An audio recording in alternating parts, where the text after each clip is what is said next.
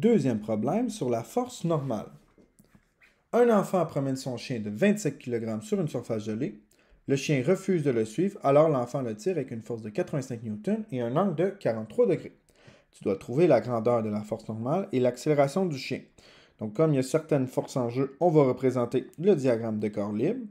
Donc, on met un point pour représenter le chien. Ensuite, les axes de référence, ben, on est sur une surface horizontale qui est non inclinée. Donc, c'est les axes traditionnels, qu'on va aussi appeler un repère orthonormé. Ensuite, ben, vu que le chien touche la surface en permanence, ben, ça veut dire qu'il y a une force normale ici qui est vers le haut. Il y a également une force gravitationnelle qui est vers le bas, comme ça ici. Et l'enfant qui tire avec un angle de 43 degrés, ben, ça va être une force qu'on va appeler F1, qui est dans le premier cadran, comme ça ici.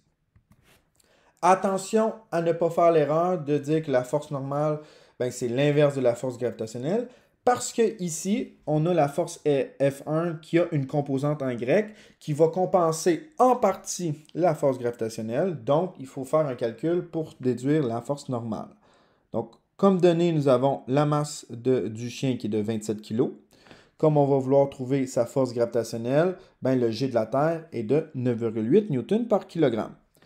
Ensuite, ben, la grandeur de la force de l'enfant F1, c'est 85 N et son orientation est à 43 degrés.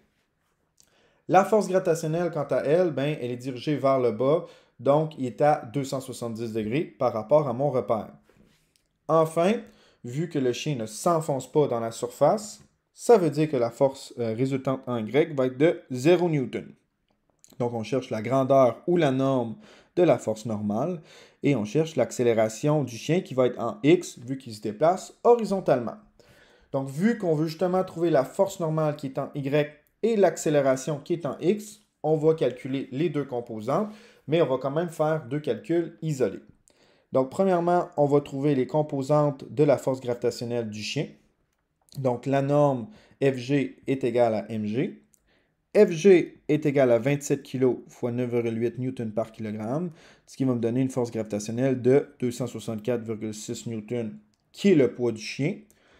Comme la force gravitationnelle n'a pas de composante en X, c'est 0, et en Y, c'est cette valeur-là, mais négative, vu qu'il est à 270 degrés, donc moins 264,6 N.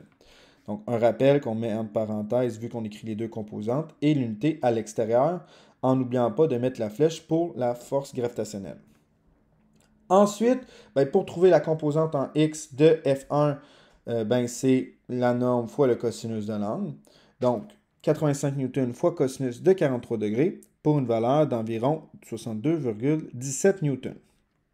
Pour Y, ben, il faut faire F1 fois sinus de l'angle, donc 85 N fois sinus de 43 degrés, pour une valeur en Y de 57,97 N environ.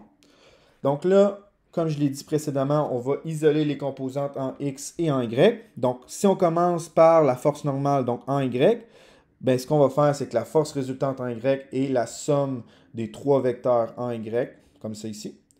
Comme on travaille avec les composantes, uniquement une seule composante en fait, ben, on ne mettra pas la notation vectorielle. On remplace par les données, donc FRY c'est 0 N qui est égal à moins 264,6 N plus FNY plus 57,97 N. On va additionner FGY et F1Y comme ça ici. Et pour isoler FNY, je vais faire plus 206,63 N comme ça. Vu que la force normale n'a pas de composante en X, ben, sa grandeur, c'est directement 206,63 N. Pour l'accélération, ben, pour avoir une accélération, il faut que j'ai une force résultante, et plus particulièrement en X. Or, vu que la force normale et la force gravitationnelle n'ont aucune composante en X, il y a juste F1 qui a une composante en X, donc FRX est égal à F1X.